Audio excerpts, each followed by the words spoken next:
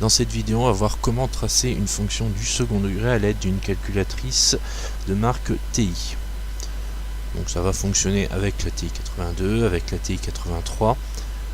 Donc on voit ça sur un émulateur. Donc on a partie à gauche les touches.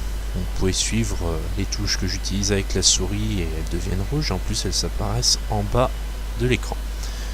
Donc dans un premier temps, on appuie sur la touche F de X pour arriver dans le menu fonction et on a la liste Y1, Y2, Y3 qui permettent de rentrer nos fonctions. Donc je rentre ma première fonction sur Y1. Donc une fois que c'est fait, j'appuie sur le bouton graphe qui va me permettre d'avoir un tracé de la fonction. Alors là on a de la chance, il est bien centré.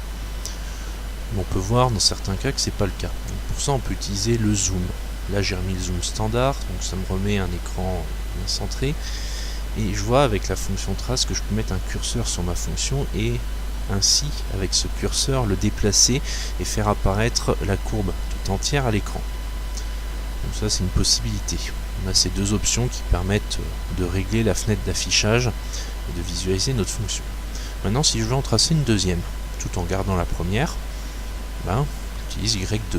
Donc j'en rentre une autre. Donc là pas de souci.